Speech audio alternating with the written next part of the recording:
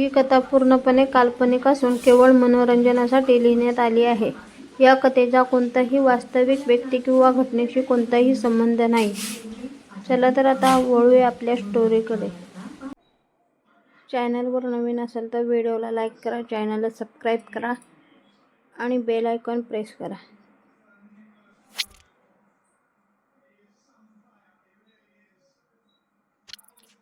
लोहगडाचा काळाकड भाग 23.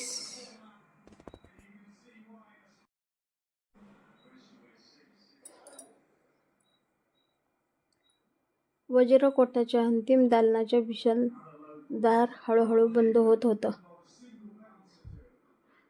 दगड एकमेकांवर आदळण्याचा प्रचंड आवाज संपूर्ण किल्ल्यात घुमत होता. आर्यन आणि आरव जीव तोडून त्या दाराकडे धावत होते. शेवटच्या क्षणी दोघांनी एकाच वेळी हात पुढे करून दाराच्या 2 विशाल फळ्यांना रोखलं तर दार थांबलं, पण त्याचा प्रचंड दाब दोघांच्या हातावर पडू लागला. त्यांच्या कपाळावर घामाच्या धारा वाहू लागल्या. गुरुजी, विजय, समीर आणि आदित्य धावत त्यांच्या मदतीला आले. सगळ्यांनी मिळून दार उघडं ठेवण्याचा प्रयत्न केला. काही क्षणांच्या संघर्षानंतर दार पुन्हा थोडंसं उघडलं आणि आतून तेजस्वी सोनेरी प्रकाश बाहेर पडला. त्या प्रकाशाने संपूर्ण दालन उजळून निघालं.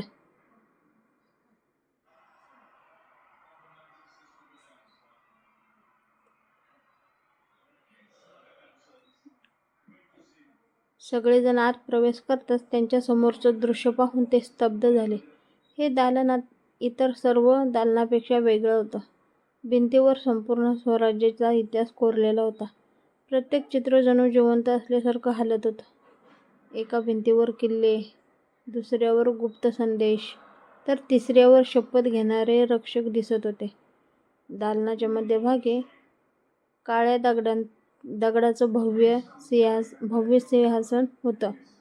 त्या सिंहासनावर कोण बसलेलं नव्हतं, पण त्याच्या वर हवेत एक प्राचीन राजमुद्रा हळूहळू फिरत होती. तिच्या प्रकाशाने दालनातील प्रत्येक कोपरा उजळत होता.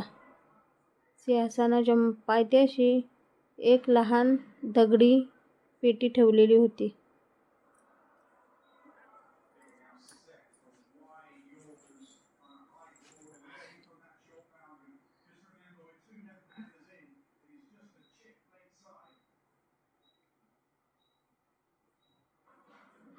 त्यावर एकच वाक्य कोरलेलं होतं, सत्य उघडण्याने त्याची किंमत स्वीकारावी.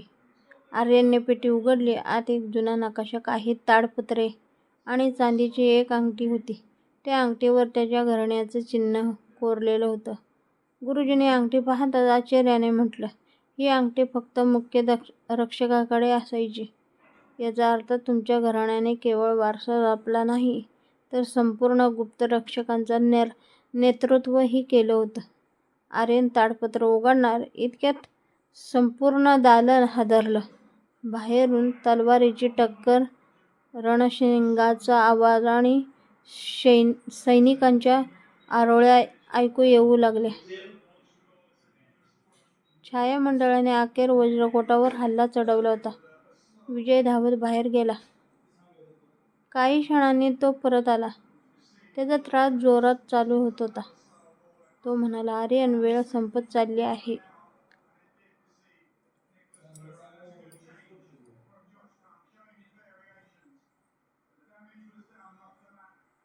शत्रू किल्ल्यात घुसला आहे. आपण इथून निघालो नाही तर हे दालनही त्यांच्या ताब्यात जाईल. पण आर्यन शांत उभा राहिला. त्याची नजर ताडपत्रावर खिळली होती. त्यात लिहिलेलं पहिलंच वाक्य वाचून त्याच्या चेहऱ्यावरचे भाव बदलले.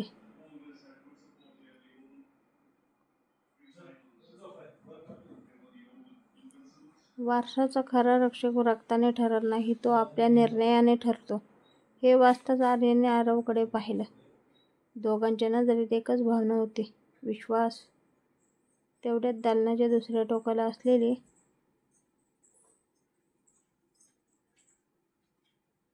दगडी भिंत स्वतःहून सरकू लागली.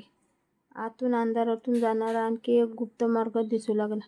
त्या मार्गातून थंड वाऱ्याची झुळूक आली आणि त्याच्याबरोबर एक मंद आवाज घुमला.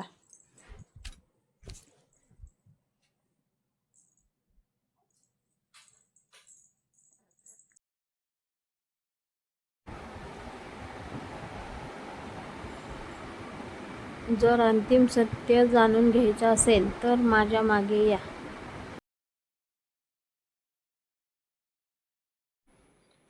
सगळे एकमेकाकडे पाहू लागले. तो आवाज कोणाचा होता? त्या गुप्त मार्गाच्या शेवटी काय लपलं होतं? आणि छायामंडल किल्ल्यात पोहोचण्यापूर्वी ते तिथेपर्यंत पोहोचू शकणार होते का? गुप्त मार्गातून येणारा तो आवाज काही क्षणांनी शांत झाला, पण त्यांचा प्रतिध्वनी अजूनही दगडी भिंतीवर घुमत होता. आर्यनने मशाल उचलली आणि त्या अंधाऱ्या मार्गाकडे एकटक पाहू लागला.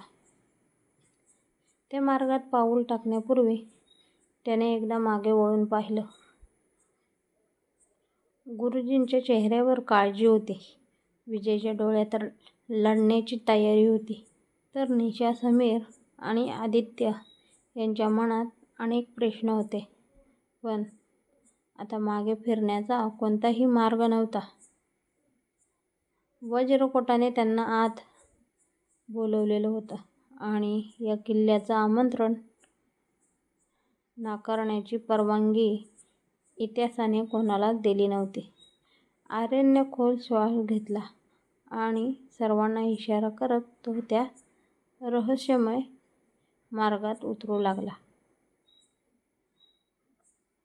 त्याच्या मागोमाग आरव, गुरुजी आणि इतर साथीदारही पुढे निघाले. काही अंतर चालल्यानंतर मार्ग इतका अरुंद झाला की 2 माणसं एकत्र चालू शकत नव्हती.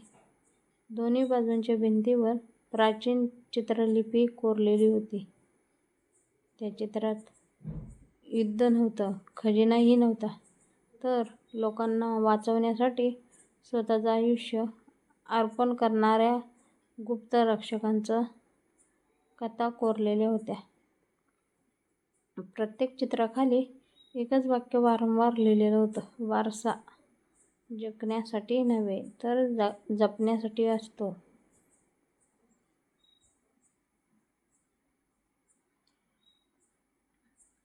थोडं पुढे गेल्यावर मार्ग अचानक संपला आणि त्यांच्यासमोर एक विलक्षण गुहा उघडली. त्या गुहेचं छत इतकं उंच होतं की मशालीचा प्रकाश तिथेपर्यंत पोचतही नव्हता. मध्यभागी स्वच्छ पाण्याचं एक शांत तळं होतं. त्या तळ्यात पाणी इतकं पारदर्शक होतं की त्याच्या तळाशी ठेवलेल्या दगडी शिलालेखाची सुद्धा अक्षरं स्पष्ट दिसत होती. पण सर्वात आश्चर्यकारक गोष्ट म्हणजे त्या तळ्याच्या मध्यभागी एका लहानशा दगडी बेटावर एक वृद्ध पुरुष ध्यानस्थ अवस्थेत बसलेला दिसत होता. त्याचे पांढरे शुभ्र केस कमरेपर्यंत पोचलेले होते. त्याने डोळे मिटलेले होते. पण आर्यन आणि आरव गुहेत शिरताच त्याने डोळे उघडले. त्या डोळ्यात विलक्षण तेज होतं.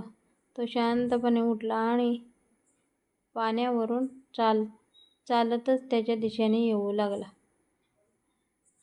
त्यांच्या प्रत्येक पावलाने पाण्यावर लहरी उठत होत्या, पण तो बुडत नव्हता. सगळे स्तब्ध होऊन ते दृश्य पाहत राहिले.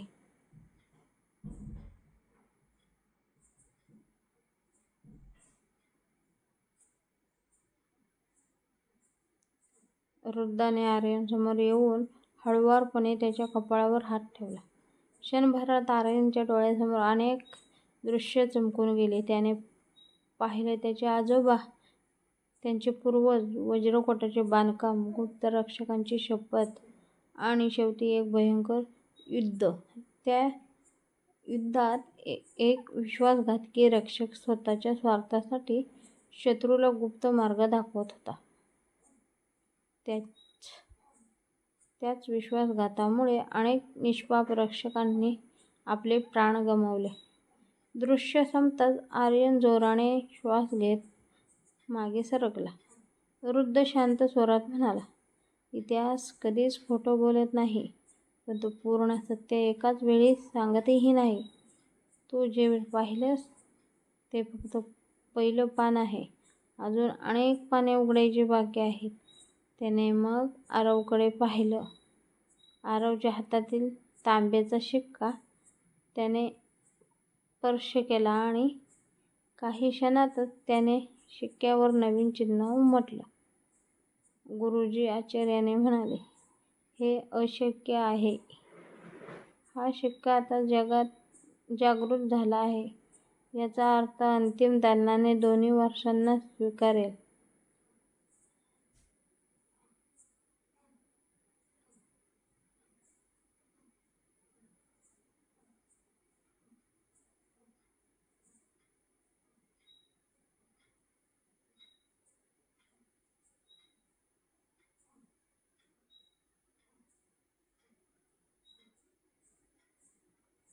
तेवढ्यात गुहेच्या बाहेरून प्रचंड स्फोटाचा आवाज घुमला.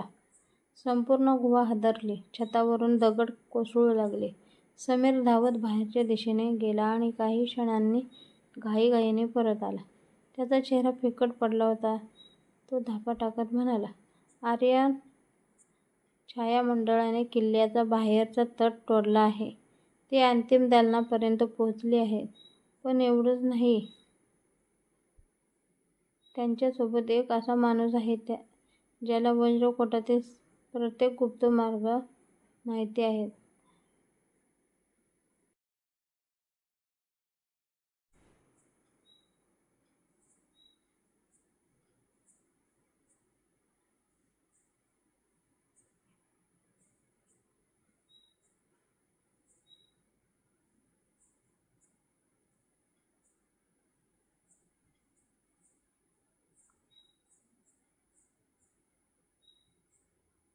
म्हणजेच कोणीतरी पूर्वीचा गुप्तरक्षक त्यांच्या बाजूला गेला आहे. हे ऐकताच गुरुजींच्या हातातून मशाल जवळजवळ खाली पडली. वृद्धाने गंभीर आवाजात फक्त एकच वाक्य म्हटलं, ज्याची भीती शेकडो वर्षांपासून होती तो विश्वासघात अखेर पुन्हा जिवंत झाला आहे. आणि त्याच क्षणी गुहेच्या दुसऱ्या टोकाला असलेलं विशाल दगडी दार हळूहळू उघडू लागलं. त्यांच्या आतून काळोख नव्हता, तर एका नव्या रहस्याची सुरुवात दिसत होती.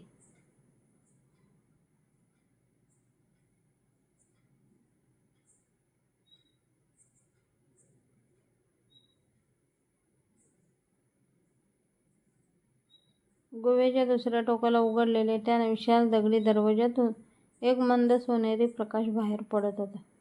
तो प्रकाश इतका शांत होता की काही क्षणांसाठी बाहेर सुरू असलेल्या युद्धाचा आवाजही ऐकू येईनासा झाला. आर्यन, आरव, गुरुजी, त्यांचे साथीदार सावधपणे त्या दरवाजातून आत शिरले. आता एक लांब दालन होतं. त्या दालनाच्या दोन्ही बाजूंनी उभ्या असलेल्या दगडी मूर्तींना जणू तलवारी उंचावून त्यांचं स्वागत केलं होतं. प्रत्येक मूर्तीच्या पायाशी एक दिवा तेवत होता. आश्चर्य म्हणजे शेकडो वर्षं लोटूनही त्या दिव्यांची ज्योत विझली नव्हती. दालनाच्या शेवटी एक भव्य गोलाकार सभागृह दिसत होतं. छतावर असंख्य तारे कोरलेले होते आणि मध्यभागी जमिनीवर संपूर्ण सह्याद्रीचा नकाशा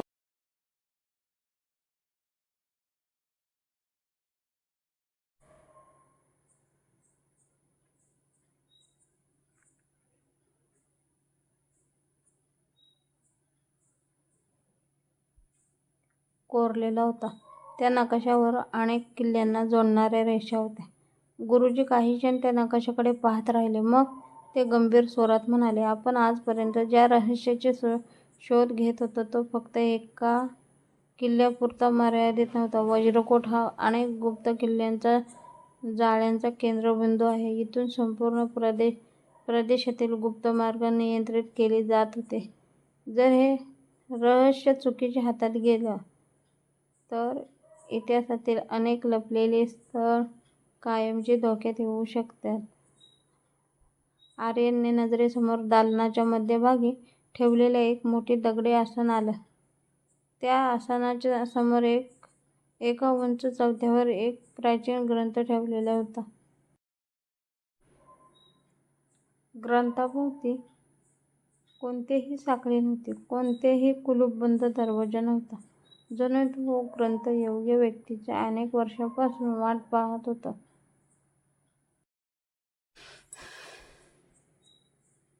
आर्यन पुढे गेला. त्याने दोन्ही हात जोडले आणि आदराने ग्रंथ उघडला. पहिलंच पान उघडताच अक्षर स्वतःहून चमकू लागलं. त्या पानावर लिहिलेलं होतं, जो वारशासाठी लढतो तो योद्धा असतो, पण जो वारशासाठी स्वतःचा स्वार्थ सोडतो तोच खरा रक्षक असतो. पुढच्या पानावर अनेक रक्षकांची नावे कोरलेली होती. प्रत्येक नावासमोर त्यांच्या त्यागाची नोंद होती.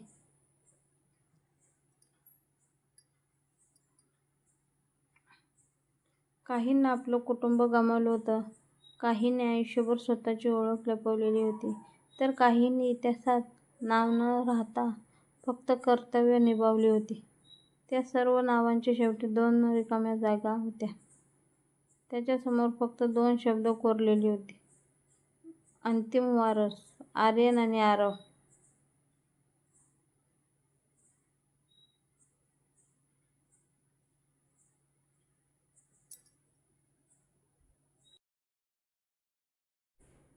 दोघेही निशब्द झाले. त्यांना जाणवलं की त्या 2 रिकाम्या जागा त्यांच्या नावासाठीच राखून ठेवलेल्या आहेत. इतक्यात दालनाच्या छतावरून हलकासा आवाज आला. सगळ्यांनी वर पाहिलं. दगडी भिंतीच्या एका अरुंद फटीतून एक वृद्ध स्त्री खाली उतरू लागली. तिच्या हातात लाकडी काठी होती.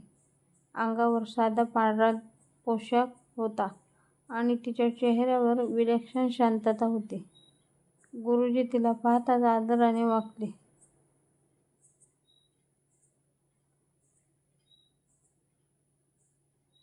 मातोश्री, तुम्ही अजून जिवंत आहात. वृद्ध स्त्री हलकसा हसली. जिवंत नाही, कर्तव्यामुळे अजून इथे आहे. अनेक पिढ्या गेल्या, अनेक रक्षक आले गेले, पण अंतिम वारस येईपर्यंत मला हा ग्रंथ सांभाळण्याची जबाबदारी आहे. तिने आर्यन आणि आरवकडे प्रेमाने पाहिलं.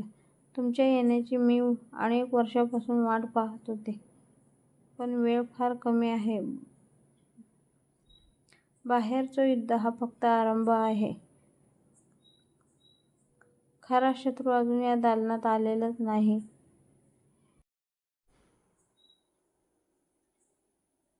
हे शब्द ऐकताच अचानक सभागृहातील सर्व दिवे एकाच वेळी लुकलुकू लागले. वातावरणात गारवा पसरला. दूरवरून संथ पावलांचा आवाज ऐकू येऊ लागला. तो आवाज हळूहळू जवळ येत होता. काही क्षणांनी दालनाच्या प्रवेशद्वारात एक उंच सावली दिसू लागली. त्या व्यक्तीने काळा अंगारका घातला होता, पण यावेळी त्याच्या चेहऱ्यावर कोणताही मुखवटा नव्हता. त्याने शांत नजरेने आर्यनकडे पाहिलं आणि मंद स्वरात म्हटलं, इतकी वर्षे मी या क्षणाची वाट पाहत होतो. तुम्ही मला शत्रू समजलात, पण सत्य वेगळंच आहे. कारण तुमच्या घराण्याचा सर्वात मोठा विश्वासघातकी मी नाही. तो काही क्षण थांबला.